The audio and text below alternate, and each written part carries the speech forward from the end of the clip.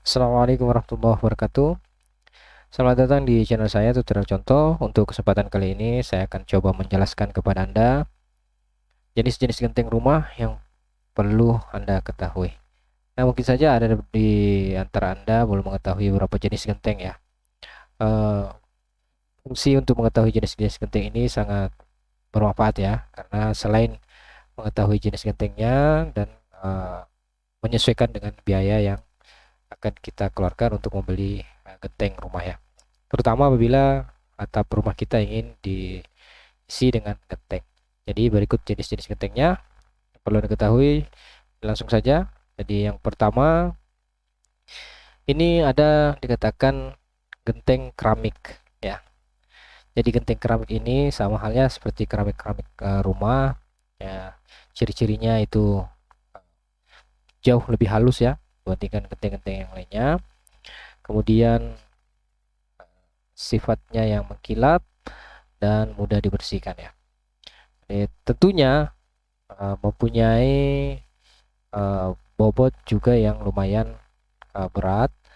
Jadi untuk penyangganya minimal dibutuhkan penyangga atau rangka atap yang kokoh ya.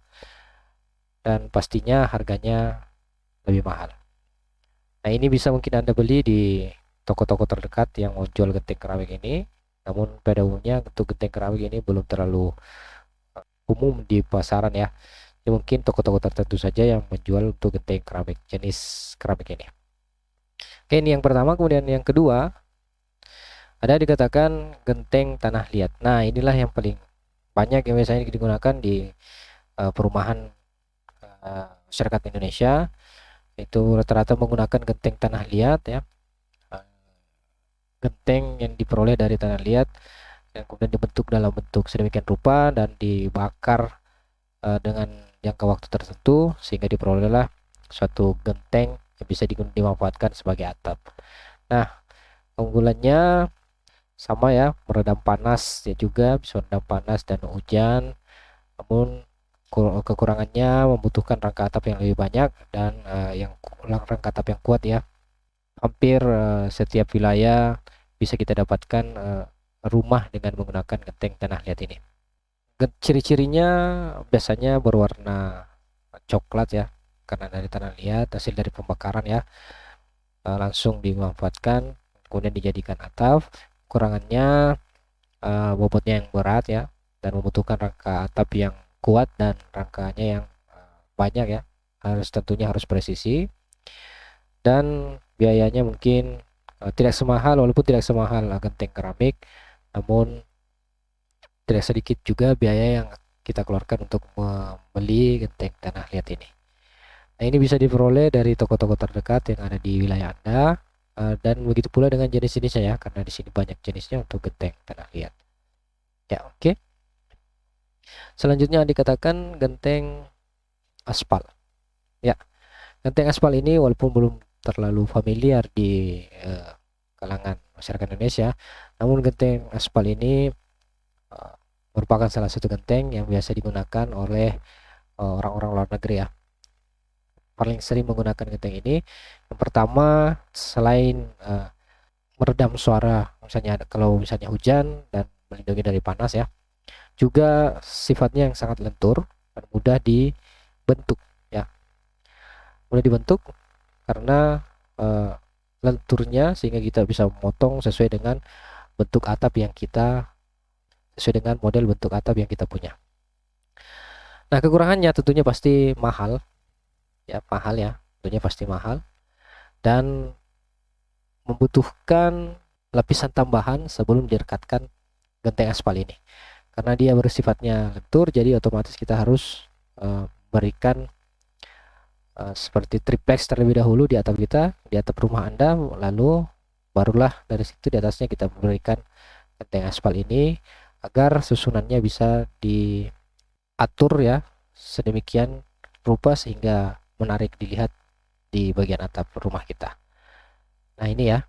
Kemudian genteng selanjutnya ada yang dikatakan genteng beton. Nah, ini salah satu genteng ya yang terbuat dari campuran pasir semen dijadikan dalam bentuk genteng.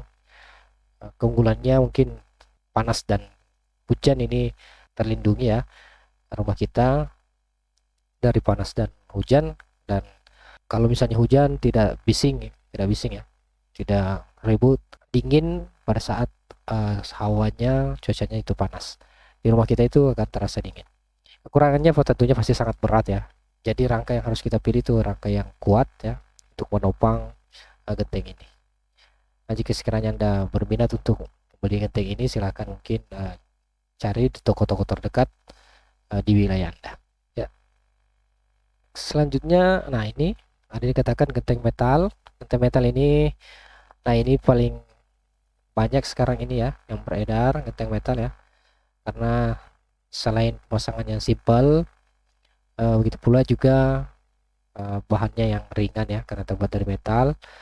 Namun kekurangannya pada saat panas ya, di bawah mungkin sangat panas ya, di rumah itu sangat panas, dan pada saat hujan ini sangat bising ya karena terdengar suara hujannya.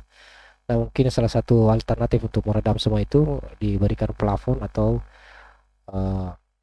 redam suara ya di bagian plafon rumah kita. Nah, kelebihannya yang lainnya adalah warnanya yang beragam ya. Nah, genteng seperti ini banyak bisa Anda temui di toko-toko bangunan terdekat di wilayah Anda. Oke, selanjutnya ada yang katakan genteng asbes. Ini ya, genteng asbes. Genteng asbes ini terbuat dari serat ya, sebelum adanya genteng-genteng metal seperti sebelum genteng sebelumnya. Yang awalnya yang lebih dulu tenar atau yang terkenal itu adalah genteng asbes yang terbuat dari serat. Namun di sini kekurangannya ini kalau tidak tahan terhadap benturan yang keras ya, mudah bocor kalau misalnya terdapat benturan-benturan yang keras. Jadi tidak disarankan untuk menaiki genteng asbes ini langsung di atas gentengnya ya. Nah, genteng semacam ini banyak digunakan di perumahan ya. Perumahan-perumahan dulu pada umumnya biasa menggunakan genteng asbes selain untuk meredam panas, juga meredam suara hujan ya. Termasuk genteng yang bagus juga ya. Jadi jika sekiranya Anda berminat untuk memasang genteng jenis ini, silahkan mungkin Anda bisa tanyakan harganya dan ukurannya di toko bangunan terdekat di wilayah Anda. Selanjutnya ada ini genteng metal pasir. Nah, ini ya. Tadi ada genteng metal, nah sekarang itu genteng metal pasir. Untuk genteng metal ya, untuk genteng metal itu kalau hujan itu sangat bising, maka dibuatlah genteng metal yang ada pasirnya. Gunanya ini untuk meredam hawa panas ya, untuk meredam panas, dan begitu pula untuk meredam suara dari hujan ya, utamanya di area wilayah Indonesia yang iklimnya iklim tropis. Ya, kelebihannya ringan ya, kelebihannya ringan, dan tentunya mungkin harganya mungkin bisa Anda tanyakan di toko bangunan terdekat di wilayah Anda. Kemudian yang terakhir adalah genteng kayu. Ya, ini genteng kayu ya. Kelebihannya ya otomatis ya pasti meredam hawa panas, begitu pula dengan hujan.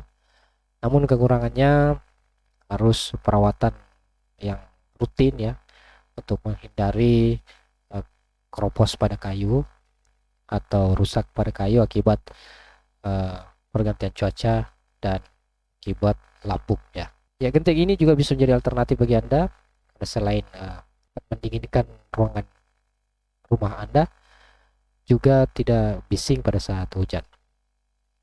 Ya, jadi inilah 8 jenis genteng yang mesti Anda ketahui. Selanjutnya mungkin itu tergantung dari pilihan Anda, genteng mana yang akan Anda gunakan untuk rumah Anda nantinya.